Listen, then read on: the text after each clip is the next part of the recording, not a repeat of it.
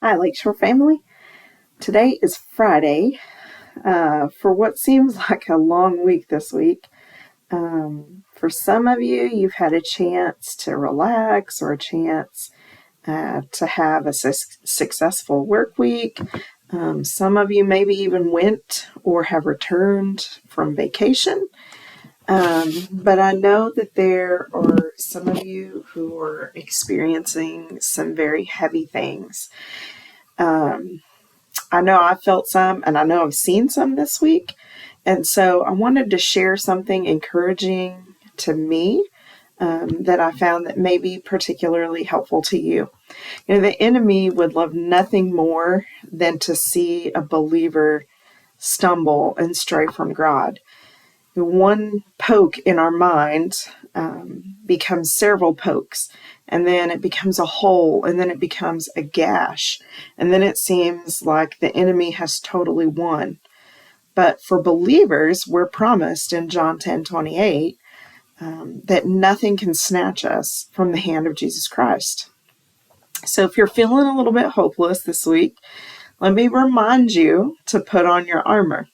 Ephesians 6:10-17 is the passage where it talks about the armor of God. Sometimes we look at it and we think, sure, I'll put it on. Or maybe, I don't need that today, right? But do we really?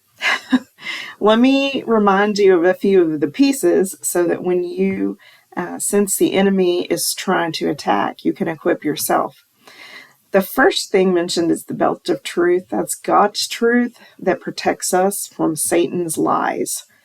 That one little lie that weasels its way in, his truth protects us from that.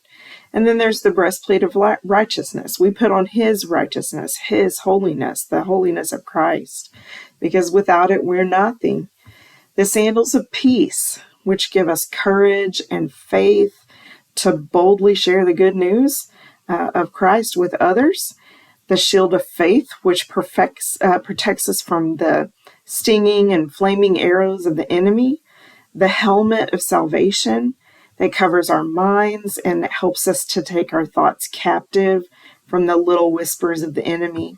The sword of the Spirit, which is God's word, his promises, his wisdom. It's his son. He is our weapon against any scheme of the enemy. But armor does no good if it isn't used.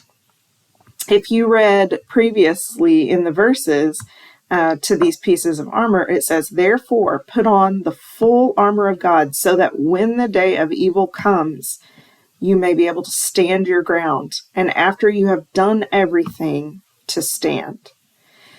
It doesn't say if the day of evil comes. It says when.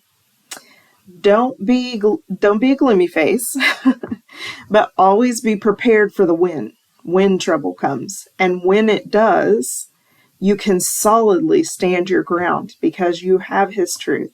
You have his salvation. You have his righteousness. You have his promises. We teach our kids in LIT to pray on the armor of God daily. Why? For that very reason.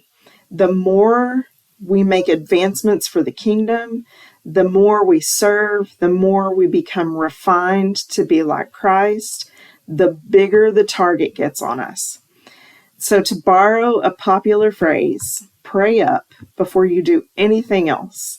I hope this encourages you as much as it has encouraged me this week. And as always, we will see you on Sunday. Have a great weekend.